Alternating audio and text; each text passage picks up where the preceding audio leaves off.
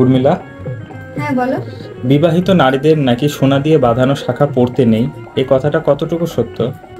সত্যি কথা বলতে আমার ইনবক্সে মনে হয় কয়েকশো মেসেজ এসেছে, কারণ কিছুদিন ধরে সামাজিক যোগাযোগ মাধ্যমে এরকম একটা ভিডিও ঘুরে বেড়াচ্ছে, হাতে স্বর্ণ দিয়ে বাঁধানো শাখা আছে, তো ওখানে জাস্ট কোনো একটা সাউন্ড লাগিয়ে দিয়েছে যে সোনা দিয়ে বাঁধানো শাখা পরলে স্বামী সন্তানের অমঙ্গল হয়, স্বামীর আয়ু ক্ষয় হয়। তো এইরকম কিছু একটা কথা দিয়ে দিয়েছে।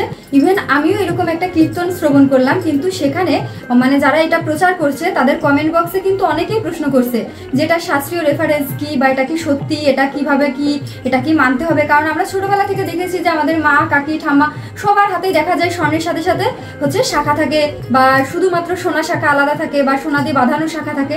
তাহলে কোনটা সঠিক, এটা কি আসলেই শাস্ত্রে আছে? তো আজকে আমি কিন্তু অনেকগুলো শাখা করেছি। এটা হচ্ছে আমার বিয়ের শাখা ছিল, এটাও বিয়ের শাখা, কিন্তু এটা হচ্ছে মোটা শাখা, সিঁদুর লেগে আছে, কারণ এটা বিয়ের সিঁদুর তোলা যাবে না 1 বছর, তো এই কারণে হচ্ছে এইভাবে লাগানো আছে। এটা অবশ্য সবসময় পরি না, এটা পরি।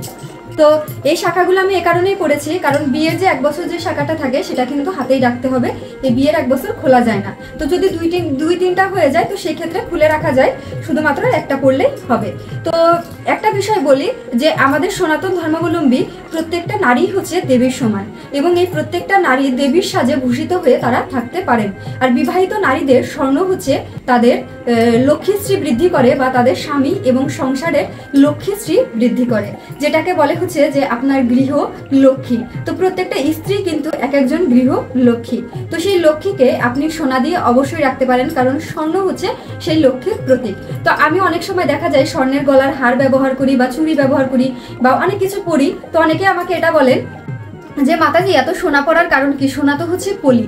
তো তাদেরকে আরেকটা প্রশ্নের উত্তর দিই যে সোনা কলি ঠিক আছে, কিন্তু আমি যারা গৃহস্থ জীবনে আছি, সোনা হচ্ছে কলি তাদের জন্যই, বা তারা এটা ত্যাগ করবে যারা ব্রহ্মচর্য পালন করছে বা গৃহ ত্যাগ করেছে। কিন্তু আমরা যেহেতু গৃহস্থ জীবনে আছি, তাই অবশ্যই প্রত্যেকটা বিবাহিত নারী স্বর্ণ পরিধান করা উচিত। এখন হচ্ছে কথা যে শাখা দিয়ে স্বর্ণ বাঁধানো, এটা কি আসলে নিষেধ? তো আমি প্রায় আজকে 7 দিন 8 দিন ধরে এটা নিয়ে রিসার্চ করছি, অনেক গ্রন্থ পাঠ করেছি, শাখা নিয়ে যেসব শাস্ত্রীয় গ্রন্থগুলো আছে সবগুলো খুঁজেছি, কোথাও পাইনি যে স্বর্ণ দিয়ে শাখা পরা যাবে না। অর্থাৎ একটা জিনিসে শুধু আমি দেখলাম যে পার্থক্য আছে, সেটা হচ্ছে অনেকেই বর্তমানে শাখার মুখ কেটে, অর্থাৎ শাখার মুখ কেটে এখানে স্বর্ণ বসাচ্ছে, অর্থাৎ দুইটা শাখার মুখে স্বর্ণ বসিয়ে ওটা জোড়া লাগাচ্ছে।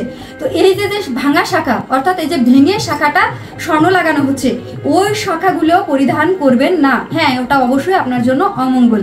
কিন্তু যেই শাখা একদম অরিজিনাল, অর্থাৎ অরিজিনাল শাখার উপরে আপনার স্বর্ণ বসাচ্ছেন, সেই ক্ষেত্রে আপনার কোনো প্রকার সমস্যা নেই, অর্থাৎ আপনারা চাইলে এটা পরিধান করতে পারবেন। আর প্রত্যেকটা বিবাহিত নারী সবসময় হাতে স্বর্ণযুক্ত কিছু রাখা উচিত, বা গলায় তাদের কিছু থাকতে হয়, হাতে কিছু থাকতে হয়, প্লাস হচ্ছে কানে কিছু থাকতে হয়। এটা কিন্তু খোলার কোনো নিয়ম আমাদের নেই। এটা হচ্ছে আমাদের দেখবেন যে শাস্ত্রীয় গ্রন্থ থেকে শুরু করে সেই রামায়ণ মহাভারত থেকে শুরু করে আপনি যা কিছু পাঠ করেন না কেন, সেই দেবী দুর্গার কাহিনী থেকে শুরু করে প্রত্যেকটা জায়গায় এই বিষয়টা কিন্তু স্পষ্ট করে উল্লেখ করা আছে।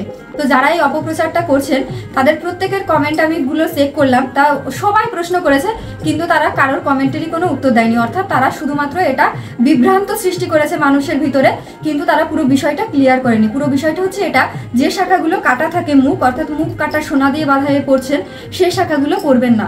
কিন্তু যে শাখাগুলো একদম অরিজিনাল একজ শাখা, তার উপরে আপনি স্বর্ণের পাত বসিয়েছেন বা সোনা বসিয়েছেন, তো সেই শাখা আপনি অবশ্যই পরিধান করতে পারবেন। আর নারীরা স্বর্ণ অবশ্যই গ্রহণ করতে পারবেন, কারণ যারা অবশ্য গৃহস্থ জীবনে আছেন, কারণ সোনা হচ্ছে লক্ষ্মী দেবীর প্রতীক, এবং এটা আপনাদের লক্ষ্মীশ্রী বৃদ্ধি করে।